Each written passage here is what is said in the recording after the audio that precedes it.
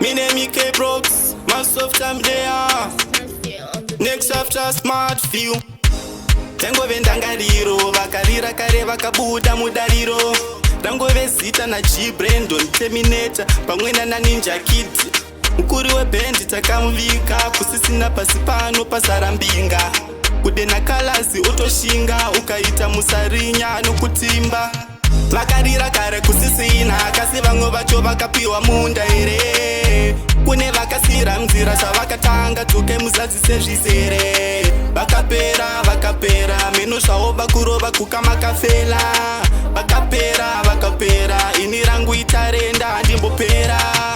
Mugore rakanisa Platinum Prince kuchuspoti vachimanya one clan.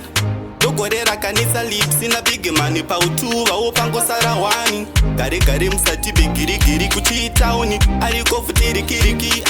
Tadza ramba uchiva kwadza pastage chablisa kumboita zvebadza.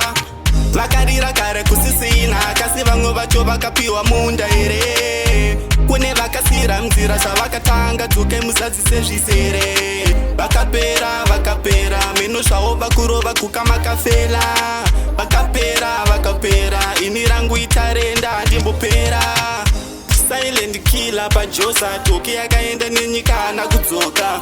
Muarab akajamuka vansi, ndiani akamunokora tsoka. Kupera, fanika hondo yeminga. Kupera, takungoti zvakaendwa. Matsimba avo hapana kamaronda. Munyama rudzi unosiya wakuponda.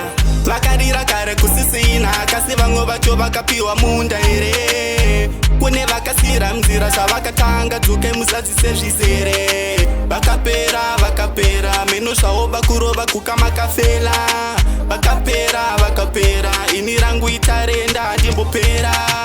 Mugore rakanisa Platinum Prince kuchuspoti vachimanya one clan. Dogore rakanisa Lips na big money pautu vaopangosara wani.